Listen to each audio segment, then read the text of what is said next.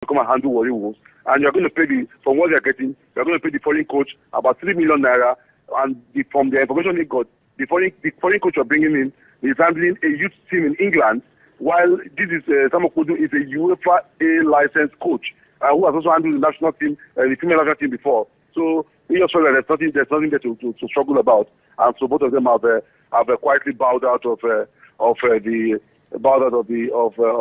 club. So to me, what is the situation right now? A few days at the beginning of the season, Warri will suddenly have no coach in charge of the team. Is there a possibility that there could be a rethink for these guys to come back, considering the fact that we have just 4 days to the beginning of the season, and then you have a game against Elmerick also looking around the corner? Well, you know that when it comes to money issues, you need to be very careful. It's a naughty issue that, if not properly handled, could just spiral out of proportion. If it was some other conditions, yes, we want to say this or that. But for me, I think that if I were to advise, because Sam Okpodu did the screen of the players, he picked players that he felt could do things the way he wants it done.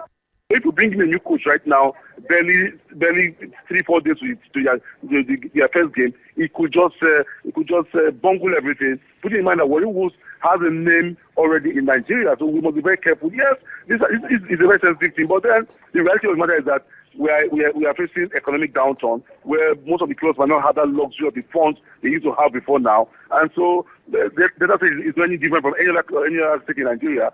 And so both parties must come to a round table to agree in the interest of the state. But for now, I can tell you it's going to be very, very tight for both Sam Okpodu and Zimapoli to change their minds. Even though when I spoke with them, they were very obvious about their position. They just didn't want to take a gamble as far as they're concerned.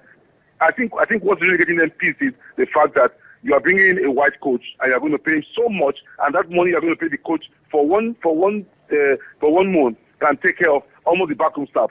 So they're saying, why go that if you don't have money? Why take that? Why go that route? Timothy Kagboro, thank you so much for speaking to us on Sports Tonight, and we appreciate it. We'll keep referring to you as we go on, but we hope that in the interest of Nigeria, that issue can be resolved very, very quickly. Ari, let me come to you now. 4 days to the beginning of the season.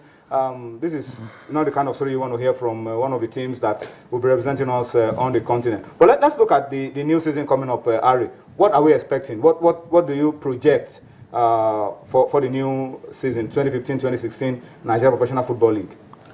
Well, obviously from the side of the league management company, we'll be working on building on the successes of the last season. We'll be working on tweaking whatever challenges were encountered in the last season, and then of course we expect from the players also giving fans value for every game they will come to watch. We also expect at the LMC level tighter implementation of the governance rules, especially as it has to do with regulations of how you play the league. We have over the past 3 seasons been working with the clubs, working with the Nigerian Football Federation, the Nigerian Referees Association, and the NFF Referees Appointment Committee to provide a shield to referees against intimidations. And we can see that there has been obviously integrity of results. And last season, I think, has been praised to high heavens. 31 away victories. Yes, 31 away. Even for us at the LMC, I mean, 31 away victories are not really the achievement, because a home team is supposed to be strong on their ground and win games. But what we're looking at is that these results are coming without controversies that was in the past. You know, when you look at it from where we're coming from, it looks like it's novel for teams to win away. But it was because previously the safeguards that have been in place, I mean, the LMC takes care of the referees, their travels, their hotel. And this season, we're even looking at tighter security measures. One of the products of the meeting with the LMC chairman, Shehu Diko, with the IG of police, is that now we're working with the FIFA consultant, who is an NFF officer, and who is also consulting for the LMC, to now have tighter security for the referees. This will start actually from their arrival to the cities. There's going to be desk officers, security, who will coordinate, and then we'll ensure that referees, when they're in town, they are protected. When they're leaving, they're protected. And then those few miscreants that try to disrupt games, we don't have any place. That brings me to one issue, very quickly. Akure Stadium, has it been unbanned by the Sunshine playing at the Akure Township Stadium, or are they still under ban? Sunshine will be playing at Akure Township Stadium. Reason being that there has been precedents. When there was an issue of a fan misbehavior in Kano, the LMC worked with the Kano FA and then the Kano Pillars Football Club. The miscreant was apprehended, charged to court, and of course was punished. It also happened in about Chiwiki Tourist. The same way. So what the LMC tries to do most of the time is not even about the punishment to the team. It's about making sure that we get to the root of the issues. Now fans are now getting to know that when they commit any infraction on the field of play, I mean disrupting games or any act of hooliganism, they are going to pay for it. So it's not about punishing a team. We want fans to go to watch their clubs. If you banish a team to another city, sometimes it reduces that impact we want to have. So what we try to do is work with these teams, make sure that those challenges are eliminated, because it's not actually a direct fault of the team. Yeah. Okay, let's go to our preview today, Know Your Clubs. And today we'll be talking about El Kanemi and Lobby Stars, Abia Warriors, and Wiki Tourists. But El Kanemi, they are called the Borno Army. Their home ground is the El Kanemi Sports Center in Maiduguri.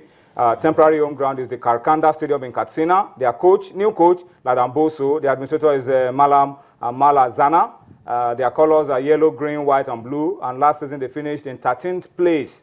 And let's see the new players that have come into El Kanemi. We have Pere Dengo from Bayelsa. We have West Sobomado from Bayelsa. Buhari Musa from Pillars. Zango Umar from Pillars.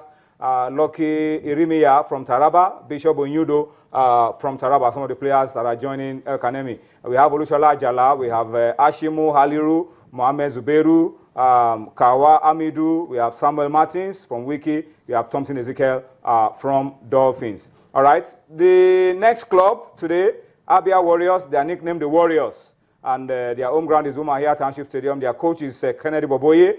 Their administrator is Emeka Nyama. Their colors are red and white. Last season they finished in 10th place. They are also on Twitter, so you can follow at Abia Warriors.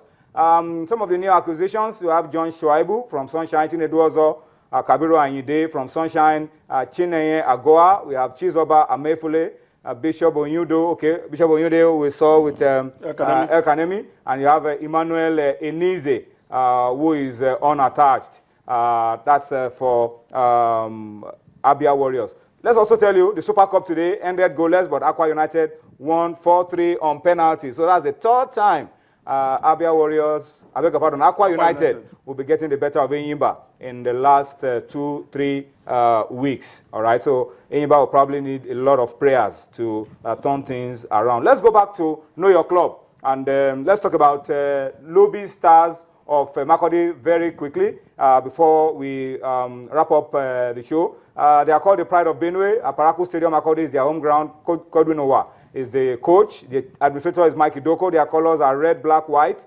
Last season they finished in 14th place. Their Twitter handle is at Lobby Stars.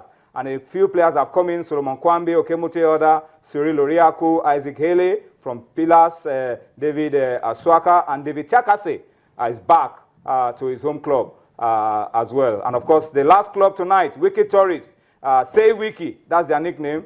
Abubakar Tafawa Balewa Stadium in Bauchi is their home ground. Abdullah Makaiba is their coach. Isa Matori is the chairman of the club. Their colors are red, white, yellow, and black.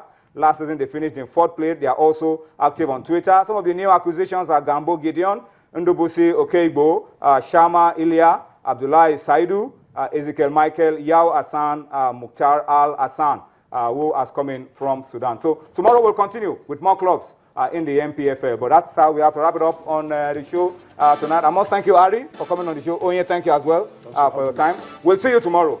Bye-bye now.